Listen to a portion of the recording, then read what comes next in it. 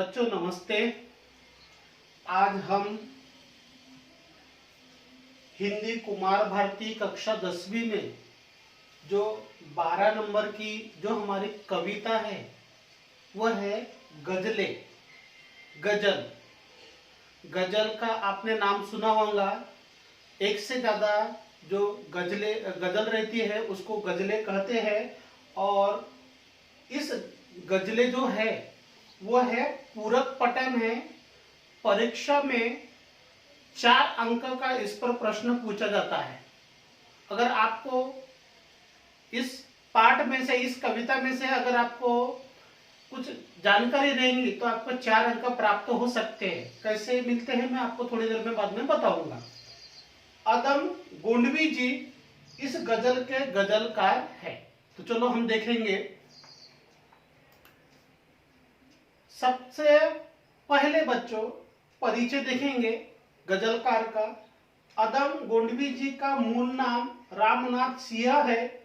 आप आम आदमी के शायर थे। जो गजल के जो शेर है, गजल की जो पंक्तियां बोलता है उनको शायर कहते हैं। आपने सुना होगा। गांव देहात। अब देखो देहात में यहां पर हम व्याकरण की ओर ध्यान देंगे। देखिए देहात, ह के ऊपर अगर अनुस्वार लगता है तो बच्चों वो हो जाता है देहांत। देहांत यानी मरा हुआ व्यक्ति और देहात यानी गांव। हिंदी भाषा में अनुस्वार को विशेष महत्व है। बिंदी को बहुत महत्व है। शोषित आपकी गजलों में दिखाई पड़ते हैं। उनके जो लेख है उनमें क्या है, गरीबों के दुखड़े हैं, इनके बारे में बताया है। व्यवस्था पर कटाक्ष आपकी रचनाओं का एक प्रमुख पक्ष है। जो समाज व्यवस्था बनी है, देश की व्यवस्था बनी है और गरीबों की किस तरह से अवहेलना हो रही है, उपेक्षा हो रही है, इसके बारे में इन्होंने कटाक्ष किया है। आपकी साहित्यिक भाषा सरल और सीधे प्रभावित करने वाली है। और जो भाषा शैली है अदम जी की वो बहुत ही सरल है। प्रमुख कृतियां धरती की सतह पर समय से मुठभेड़ कविता संग्रह है अदम जी की। तो चलो हम इनके बारे में आगे देखेंगे। पद्य संबंधी, ये जो गजल संबंधी इनके बारे में जानकारी देखेंगे। यहाँ दी गई 2 गजलों में गजलकार अदम गोंडवी जी ने अलग अलग भावों को अभिव्यक्ति दी है। अभिव्यक्ति ने विचार दिया है, अपने विचार उन्होंने रखा है गजल के माध्यम से। इन गजलों में गजलकार ने आपसी भाईचारा बढ़ाना, मिलजुल कर रहना, देश पर निशावर होना, देशभक्ति की बात, एकला चलो की भावना आदि को बड़े सुंदर ढंग से प्रस्तुत किया है कि सबने मिलजुल कर रहना चाहिए, भाईचारा के साथ रहना चाहिए, एकत्रित रहना चाहिए, एकता में रहना चाहिए। इनका संदेश इस गजलकार ने दिया है। शब्द संसार, यहाँ पर कुछ कठिन शब्द है, मैं यहाँ पर लिखा कर दिया है, यहाँ पर बताया है और बीच बीच में मैं आपको बताऊंगा। सलीब यानी सूली, उसूल यानी सिद्धांत नियम, जज्बा यानी भावना, मुहाफिज यानी हिफाजत करने वाला या रक्षक। हम यहाँ पर ईश्वर या परमेश्वर भगवान के बारे में कह सकते हैं। ये क्या है, अरबी फारसी शब्द है। तो सबसे पहले हम जो शेर है, जो पंक्तियां है, हम इनका वाचन करेंगे। बाद में उसका कठिन शब्दार्थ बताऊंगा और उसके बाद में उसका मतलब बताऊंगा। तो सबसे पहले 2 पंक्तियां है। अब ये समझ लो, ये जो 10-12 पंक्तियां है, 1 2 3 4 और भी आगे पंक्तियां है, ये सब वो कहलाते हैं शेर। ये जो पंक्ति है यह कहलाते हैं शेर, इनको शेर कहते हैं। और पहली जो पंक्ति होती है गजल में उसको मतला कहते हैं। क्या कहते हैं? मतला। और अंतिम जो पंक्ति रहती है उसको मक्ता कहते हैं। आखिरी में मक्ता आएगा, ऐसी जो पंक्ति आएंगी वो मक्ता होती है, और जो शुरू में जो पंक्ति रहती है उसको मतला कहते हैं। तो ये और बाकी शेरों से मिलकर या ऐसे ऐसी जो पंक्तियां मिलकर वो क्या कहलाता है, गजल कहलाता है। और गजल का क्या है, गोंडवी जी है, अदम गोंडवी जी है। तो सबसे पहले हम पहला जो शेर है मतला है वो पढ़ेंगे। आपका ध्यान सामने होना चाहिए। दिल के सूरज को सलीबों पे चढ़ाने वालों, रात ढल जाएगी एक रोज जमाने वालों। दिल के सूरज को सलीबों पे चढ़ाने वालों, रात ढल जाएगी एक रोज जमाने वालों। यहाँ पर गजलकार कहते हैं, क्या कहते हैं, दिल के सूरज को, दिल के सूरज को, सूरज यानी यहाँ पर क्या है, भावनाएं, आकांक्षाएं है। मनुष्य के भावनाओं को सलीबों से चढ़ाओ मत। सलीबों यानी सूली। मनुष्य को यहाँ पर गजलकार कहते हैं, क्या कहते हैं कि तुम्हारी जो भावनाएं है, आशा है, इच्छाएं है, उनको सूली पर चढ़ाओ मत, समझौता मत करो। क्या करो, रात ढल जाएगी एक रोज जमाने वालों। एक बार अगर तुमने संघर्ष किया, रात जिस प्रकार रात ढलती है, सूर्य का उदय होता है, उसी प्रकार समस्याएं दूर हो जाएंगी और एक नया समय तुम्हारे लिए बेहतर होगा। तुम्हारा क्या है, तुम्हारा लाभ होगा, तुम्हारे अच्छा समय आएगा और तुम अपनी इच्छाओं को पूर्ण कर सकते हैं। उसके पहले है अपना, इसके पहले वाला, हाँ, मैं तो खुशबू हूं किसी फूल में बस जाऊंगा। मैं तो खुशबू हूं किसी फूल में बस जाऊंगा, तुम कहां जाओगे कांटों के बिछाने वाले। यहाँ पर जो गजलकार है अदम गोंडवी जी क्या कहते हैं, मैं तो खुशबू हूं किसी फूल में बस जाऊंगा, तुम कहां जाओगे कांटों के बिछाने वालों। यहाँ पर गजलकार है और वो मैं फूल हूं, लेकिन कुछ लोग समाज में देश के दुश्मन, जो हमारे समाज के दुश्मन है, लोगों के दुश्मन है, जो लोगों के लिए क्या करते हैं, कांटे बिछाने का काम करते हैं। तुम कहां जाओगे, एक दिन तुम्हारा ऐसा समय आएगा कि तुमको भी क्या है, पछताना पड़ेगा, अपनी गलती की भूल होगी। इस बारे में गजलकार कहते हैं। अगला शेर है बच्चों, मैं उसूल के उजालों में रहा करता हूं। मैं उसूल के उजालों में रहा करता हूं, सोच लो मेरी तरफ लौट के आने वालों। यहाँ पर गजलकार कहते क्या कहते हैं, उसूल यानी सिद्धांत। मैं सिद्धांतवादी व्यक्ति हूँ, मैं नियम से चलने वाला व्यक्ति हूँ। मैं उजालों में रहा करता हूँ, अंधेरे में रहा करता नहीं हूँ। सोच लो, मेरे तरफ लोगों से अपेक्षा करते हैं कि सोच लो, मेरे तरफ अगर तुम आओगे तो आपको नियम से चलना पड़ेगा, वहां पर किसी भी प्रकार का समझौता नहीं हो सकता। सिद्धांतवादी आपको बनना पड़ेगा। यहाँ पर लोगों को प्रेरित उन्होंने इस गजल के माध्यम से किया है, इस शेर के माध्यम से गजलकार ने बताया है। अगली पंक्ति है बच्चों, उंगलियां तुम पे उठाएगी ये दुनिया एक दिन। उंगलियां तुम पे उठाएगी ये दुनिया एक दिन, अपने बेदिल से नजर फेर के जाने वालों। बेदिल ने कवि, गजलकार क्या कहते हैं कि अगर तुम सही ढंग से इस संसार में काम नहीं करोगे अथवा मुझे छोड़कर तुम दूसरी तरफ जाओगे तो ये दुनिया तुमको प्रश्न पूछेंगी, तुम पर उंगलियां उठाएगी कि तुमने बेदिल का साथ छोड़कर तुम चले गए हो। अर्थात यहाँ पर हम सब ने भाईचारा के साथ में रहना है, मिलजुल के रहना है। संकट के समय, बुरे समय के समय किसी का साथ नहीं छोड़ना है, ऐसे गजलकार कहते हैं।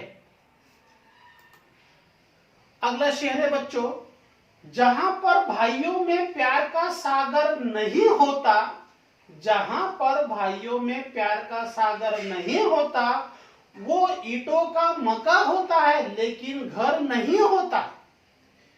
इस शेर के बारे में गजलकार कहते हैं यहाँ पर भाइयों में प्रिंटिंग मिस्टेक है। अगर बहुवचन बनाना है तो दीर्घ का क्या होता है, ह्रस्व होता है, बड़ा है तो छोटा होता है। तो ये जो मात्रा है ये मात्रा यहाँ पर नहीं होना चाहिए, ठीक है। जहां पर भाइयों में प्यार का सागर नहीं होता, सागर यानी समुद्र, मका यानी मकान, घर यानी घर तो मालूम है। देखिए यहाँ पर चित्र दिया है कि हमने मिलजुल के रहना है, भाई भाई के समान रहना है, भाईचारा के समान रहता है। अगर भाई भाई में प्रेम नहीं रहा तो वह घर घर नहीं होता। ऐसा यहाँ पर कवि संदेश देना चाहते हैं, बता रहे हैं। जो अपने देश पर कटने का जज्बा ही न रखता हो, जो अपने देश पर कटने का जज्बा ही न रखता हो, वो चाहे कुछ भी हो सकता है लेकिन सर नहीं होता। सर नहीं हो सकता ना, देशवासी नहीं हो सकता। यहाँ पर देखिए देशभक्ति का चित्र दिया है, यहाँ पर भारत का चित्र दिया हुआ है। बच्चों यहाँ पर कवि ये संदेश देना चाहते हैं कि जुनून होना चाहिए, जज्बा होना चाहिए देश पर अपने प्राण निछावर करने के लिए। जो व्यक्ति अपने देश के लिए मर मिटने को तैयार रहता है वो सच्चा नागरिक होता है। अगला शेर देखेंगे हम। जो समझौते की बातें हैं खुले दिल से ही होती है। जो संधि रहती है, समझौते की बातें रहती है, वो खुले दिल से ही होती है। जो हम मिलते हैं उनसे हाथ में खंजर नहीं होता।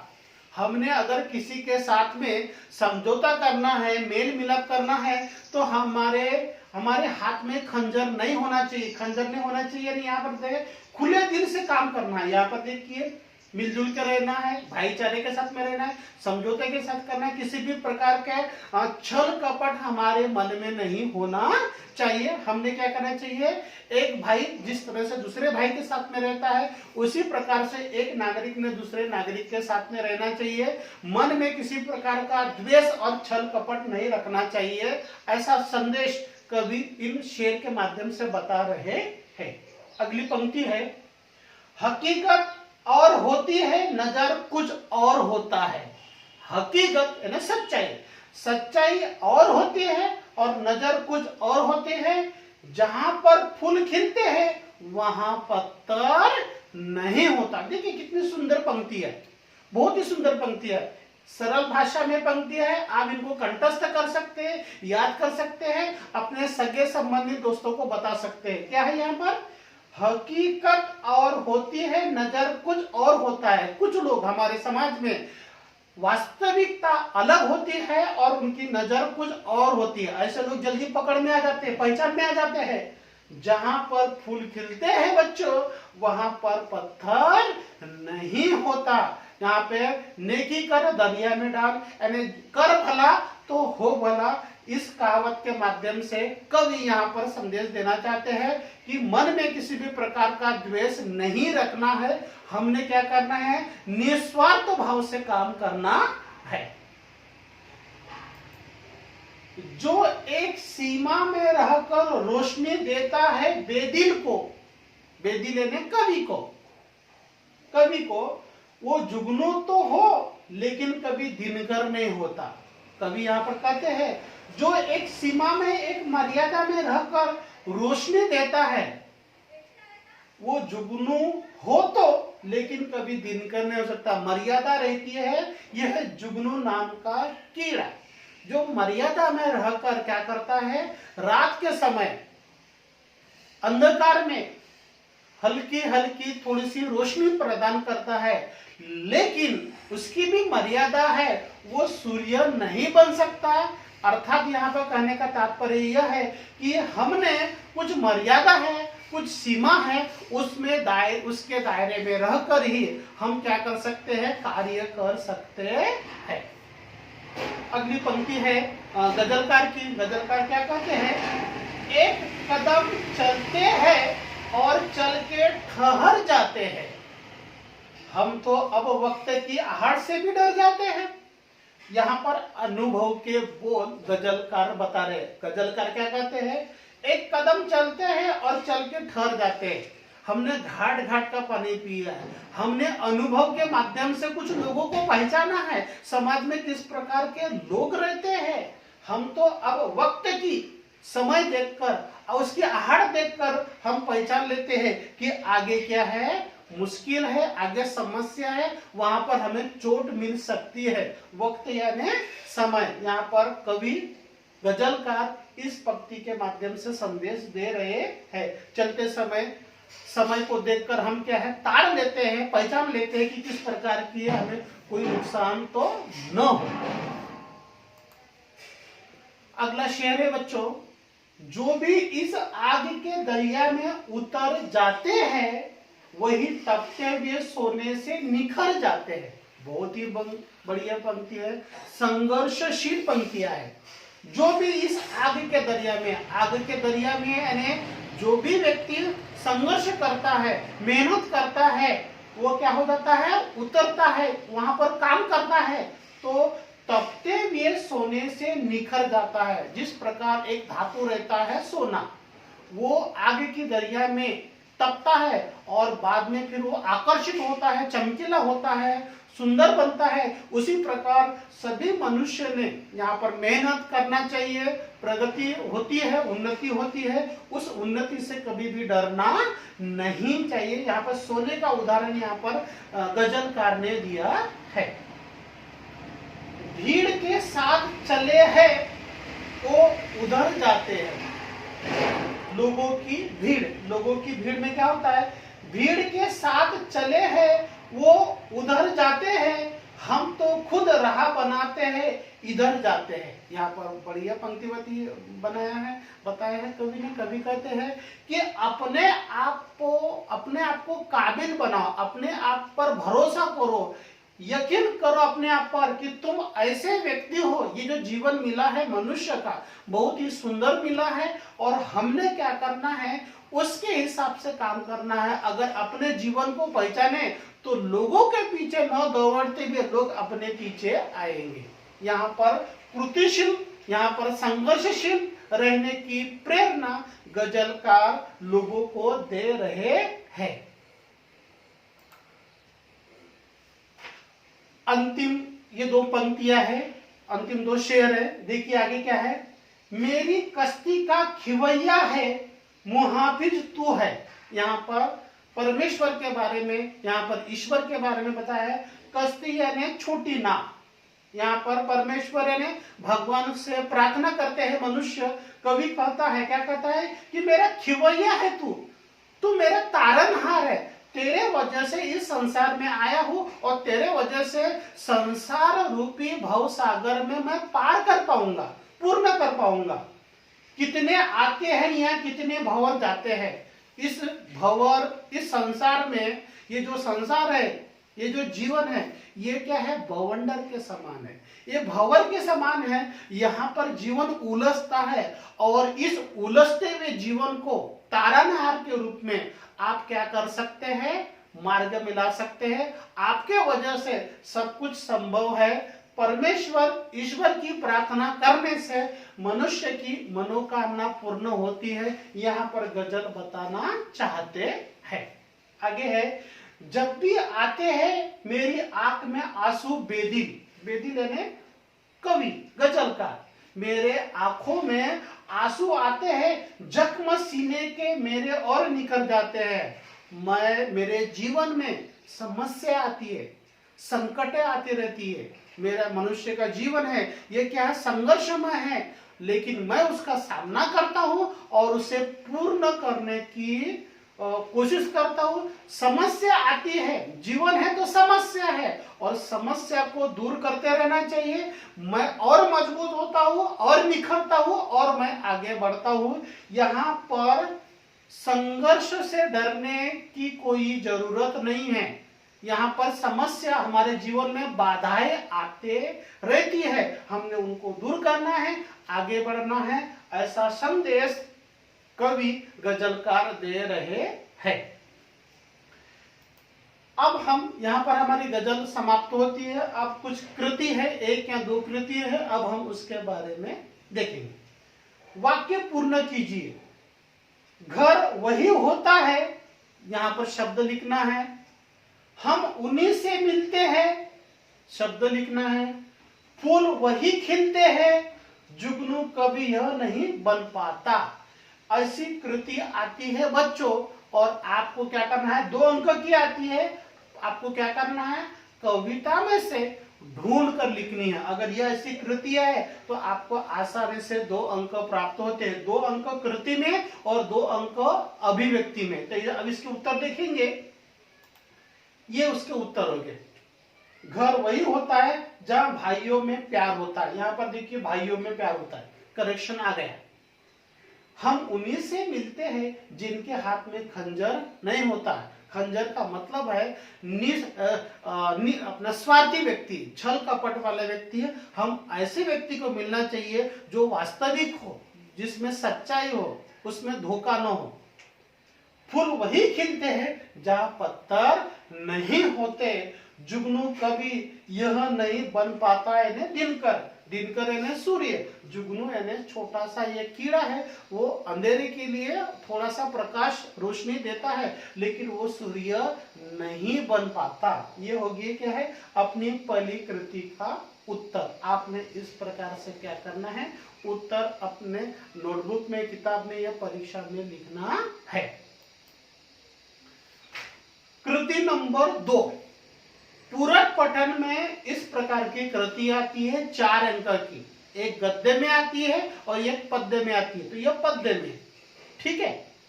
स्वमत अभिव्यक्ति, अपने विचार से, अपने विचार से क्या करना है, उत्तर लिखना है। आपको जो भी जैसा भी समझ में आता है उसके हिसाब से आपने उत्तर लिखना है। परिच्छेद से लिखना है, उसको छोड़ना नहीं है। जैसा भी हो आपने लिखना है। 2 अंक का है। तो प्रश्न क्या है, देखिए, मनुष्य तभी तक मनुष्य है जब तक वह प्रकृति से ऊपर उठने के लिए संघर्ष करता है। यानी यह प्रश्न है, यह प्रश्न पर आपको अपने विचार प्रकट करने हैं, अपने विचार रखने हैं। प्रश्न को पढ़ना है और अपने विचार लिखने हैं। यहाँ पर क्या दिए, इस विचार से आप कहां तक सम्मत है, 25 से 30 शब्दों में लिखना है। अगर आप सहमत है तो उसके बारे में लिखना है, असहमत है तो उसके बारे में लिखना है। इस प्रकार का प्रश्न 2 अंकों का आता है। अब इसको देखिए, हमने इसको बना के रखा है। इस तरह से आपने परिच्छेद से क्या करना है, लिखना है। बहुत ही सरल है, आपको समझ में आया होगा। आपको आपकी जो आइडिया है वो क्या है, क्लियर होगी होगी। देखिए, प्रकृति 2 प्रकार की है, आंतरिक और बाह्य। बाह्य प्रकृति को अपने वश कर लेना बड़ी अच्छी और गौरव की बात है। पर जब मनुष्य अंतः प्रकृति पर विजय प्राप्त कर लेता है तो यह और बड़े गौरव की बात होती है।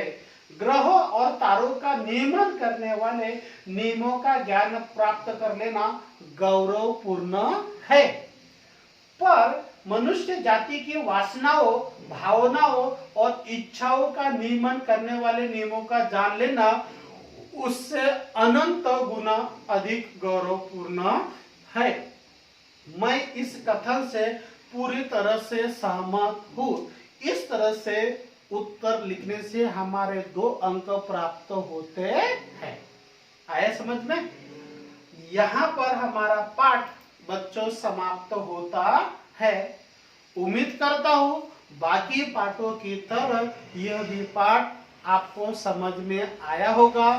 आप क्या कीजिए, लाइक कीजिए, शेयर कीजिए और कमेंट्स में अगर कोई दिक्कत है, आपको कुछ लिखना है तो कमेंट्स में लिखकर मुझे भेजिए। बहुत जल्दी हम अगले वीडियो के साथ उपस्थित होंगे। धन्यवाद।